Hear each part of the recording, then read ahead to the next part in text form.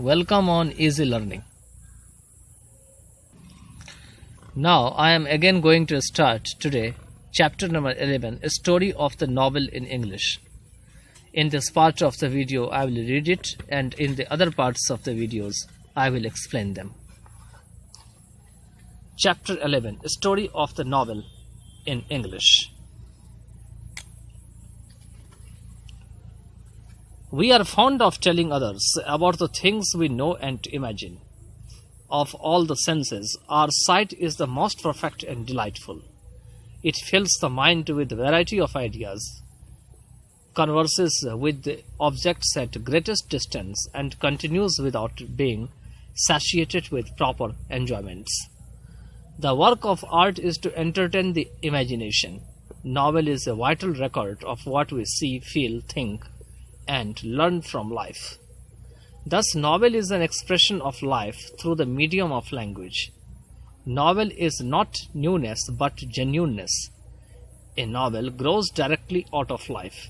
It is the nearest thing to life and a mode of amplifying experiences and extending our contact with our fellow men beyond our personal contact. Do you remember the story told by your grandmother? What were your feelings then? Did you feel the thrill? In many ways, we are still like the primitive man today. First, we are attracted by the narrative. Later, we appreciate the style and the significance. But this is not always so. When you grow up and read novels, you will get what you want and what you need. In fact, novels will give you the kind of satisfaction you yourself may not have imagined. Novels are a combination of imagination and intellect that express life in the form of a story. They show motives and influences which govern human life. Would you not like to know the story of the development of our novels? To come to the present stage, the novel had to pass through several centuries. The earliest forms of the novel are the Greek romances. Now let me tell you, here the word novel includes all prose fiction. It may be divided into stories and romances. The rise of the novel was the result of the democratic movement of 18th century. The greatest achievement of this age was the actual beginning of the novel. But before that there were some writers who had given elementary form to the novel. For example, writers like Bunyan (1628–88) and Duffy (1662–1731), who took advantage of the public interest of fiction. Let me tell you here that Bunyan is considered to be a great prose writer. The Pilgrim's Progress began as an allegory, but in course of time, Bunyan began to be considered the pioneer of the modern novel. You must have heard of the life and adventures of Robinson Crusoe. Do you know the name of the writer? Yes, he is Daniel Duffy, 1660–1731. In this novel, he describes the experience of Alexander Selkirk, who spent 5 years in Solitude Island. The novel in its genuine form came with Richardson, 1689–1761, and Fielding, 1707–1754. Richardson is called the father of the modern novel. His novel, Pamela, tells the story of the trial and tribulations and the final happy marriage of a young girl. The writer, in a realistic manner, paints the inner life of the middle-class society. Have you heard of Tom Jones? The novelist is Henry Fielding. He firmly established the novel as an independent form. He gave genuine pictures of men and women without moralizing over their vices and virtues. Oliver Goldsmith, 1728–1774, emphasizes on the high principles and purity of domestic life. The Vicar of Wakefield deals with a character who undergoes pain and misfortune but ends up triumphant with his faith in God. A few novelists of the Romantic age came under the spell of medievalism and wrote novels of terror or the Gothic novels. In The Mysteries of Utopian Anne Radcliffe, 1764 to 1823, relates the story of an innocent and sensitive girl who falls in the hands of a heartless villain named Montoni. He keeps her in an isolated castle full of mystery and terror. Jane Austen, 1774 to 1817, infused good sense and balance into the English novel, which had earlier become too emotional. She refines and simplified it, making it a true reflection of English life. She had in her inner mind the idea of presenting the English society exactly as it was. Pride and Prejudice is the best and most widely read of her novels. Among the contemporaries of Austen was Sir Walter Scott, 1771 to 1832. But he was vastly different from her. He depicted pageantry of history on broader canvases. Scott deals with the chivalric and exciting adventures of life. He is the first English writer of the historical novel, such as Ivanhoe, 1819, followed by Kenilworth, 1821. Scott was the first novelist who made the scene an essential element in fiction. We breathe the very atmosphere of the place and feel the presence of the moors and mountains in his novels. The Victorian age in English literature began in the second quarter of the 19th century and ended by 1900. In this age, the novel made rapid progress. Novel reading became the chief occupation of the educated class. A number of brilliant novelists showed that it was possible to adapt the novel to many purposes. The early Victorian period saw the heyday of the English novel. The two most outstanding novelists of the period were Dickens and Thackeray. The other novelists were the Brunt sisters, Mrs. Gaskell, George Eliot, all female novelists, and Charles Read Meredith and Thomas Hardy among the male writers. All these novelists had a number of points of similarity. They identified themselves with their age and were its spokesman. They voiced the doubts and fears of the public, but they also shared their general assumptions. They were conscious of the havoc of the Industrial Revolution, the presence of mass poverty and accumulation of riches in a few hands. Yet they believed that these evils were contemporary and that England was growing prosperous. They produced novels that were truly national. You must be acquainted with Pickwick Papers and David Copperfield. Dickens had the knack of combining humor with pathos, and the best examples of it you can find in those novels. There were many great novelists in the Victorian age. Thomas Hardy made the novel as serious a medium as poetry, which could deal with the fundamental problems of life. He had a deep compassion for mankind, especially for the poor and downtrodden.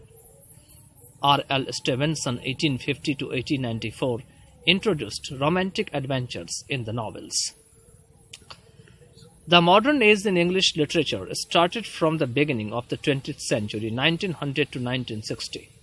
The impact of scientific thought was mainly responsible for the attitude of interrogation and disintegration of old values. In an age of mass education, the novelists began to appeal to the masses. They began to look upon nature as a system planned by the divine architect. A number of writers began to voice these ideas of their writings. One great disadvantage under which the modern writer labors is that there is no common ground on which the writers and their readers meet. The novel is full of adventure and experiments peculiar to the modern age, which is an age of transition and discovery. It is the most important and popular medium of this age, which could compete with both film and radio. The modern novel is psychological. It deals with the relation between loneliness and love. The immediate ancestors of the modern English novels, who dominated the early part of the 20th century, were Wells, Bennett, Conrad, Kipling, and Forster. These writers write for a small group of people. D.H. Lawrence is concerned with how individuals could fully realize themselves as individuals so as to make true contact with others. There are such fine description and narrative in modern novels as remind us of the works of great English poets. Thus we see novels embrace every aspect of interest. It is like telling a story. Every form of life grows in the novels. It is the greatest educational force in the modern world. Now English, as we all know, is no more a monopoly of the British. It has become an international language. Today, besides the British novels, we have the Indian, African, Canadian, and many other novels in English. We shall talk in brief about all of them. Indian novel in English. Indian English novels have won worldwide recognition. The Indian novelists have established a great tradition. The Indian novel in English is part of the Indian literature. It reflects the social, political, and cultural ambience of the time. Bankim Chand's Raj Mohan's Wife, written in 1864, was the first Indian novel in English. He wrote profusely in Bengali and awakened national consciousness through his novels. The 30s saw the Indian movement for freedom under Mahatma Gandhi. The three great novelists of the time represented the three aspects of Indian life. Mulk Raj Anand wrote social novels and tried to break the barriers of caste and creed. His Untouchable is an attempt to abolish the evil of untouchability. Economic slavery and colonial exploitation are the subject matter of Coolie and Two Leaves and a Bud. R.K. Narayan, through his social comedies, has mirrored the little ironies of domestic life and crumbling old values in the developing society. Raja Rao has championed the case of Indian philosophy on the one hand and the essence of Gandhism on the other. The Guide of R.K. Narayan and The Serpent and the Rope and Kanthapura of Raja Rao are important works. As the novel consolidated, some more novels joined the bandwagon and wrote extensively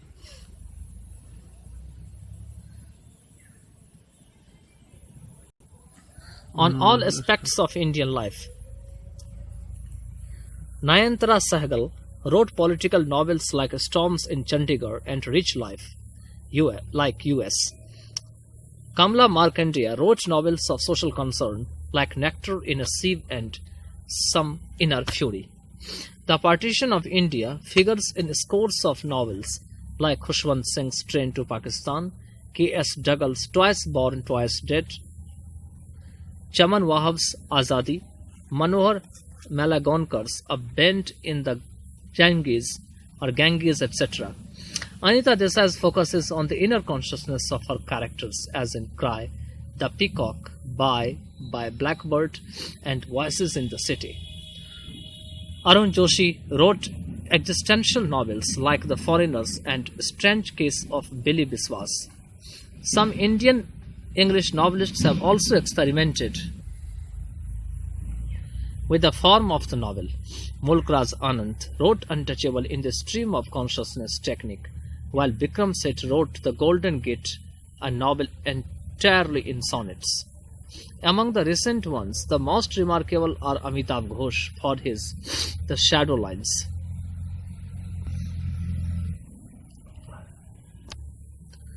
Vikram Seth for his A Suitable Boy, Shashi Tharoor for his The Great Indian Novel, Arundhati Rai for her The God of Small Things, Rajkamal Jha for his The Blue Bedspread, and Kiran Desai for The Inheritance of Loss. The Indian English writing, which began with Dean Muhammad's prose work, has developed into a full-fledged literary genre. In Indian English, fiction has won 5 Booker Prize so far. The new novelists have potential enough to clinch recognition as a world literature in English. American, Australian, and Canadian novels. American novelists have made a remarkable contribution to English literature. They have depicted in their novels various and multifaceted aspects of the social, cultural, and political problems of the time. Some of the important American novelists and their works are Herman Melville, Duffy and Moby Dick, Mark Twain, Tom Sawyer, Huckleberry Finn, Henry James, the Europeans, the Ambassadors, and the Portrait of a Lady. Ernest Hemingway, For Whom the Bell Tolls, The Old Man and the Sea, and A Farewell to Arms. John Dos Passos, The 42nd Parallel and the Big Monkey. John Steinbeck, Of Mice and Men and the Apes of Wrath, and Saul